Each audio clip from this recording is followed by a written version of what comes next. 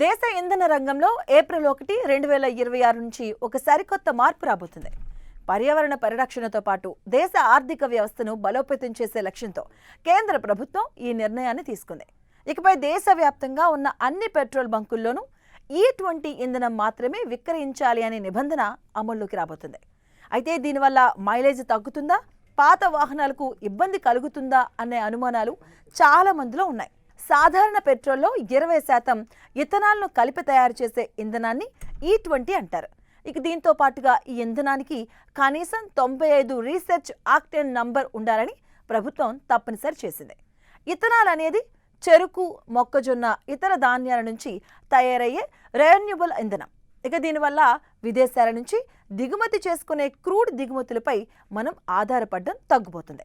ఇక గడిచిన 10 ఏళ్లలో ఇథనాల్ బ్లెండింగ్ వల్ల భారత్ సుమారుగా 1,40,000 కోట్ల విదేశీ మారక ద్రవ్యాన్ని ఆదా చేసింది.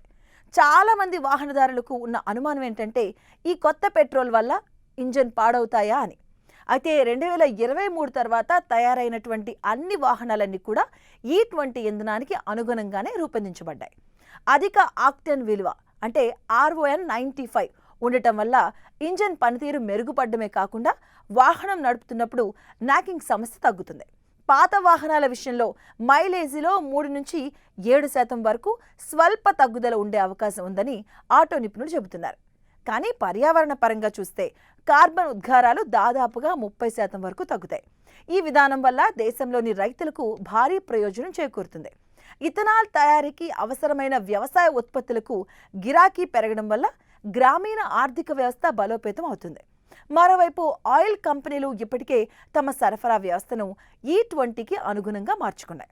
ఏప్రిల్ 1 నుంచి అమల్లోకి రాబోతున్న ఈ కొత్త నిబంధనతో భారత్ ఇంధన రంగంలో తనకంటూ ఒక ప్రత్యేక స్థానాన్ని నిర్మించుకోబోతుంది.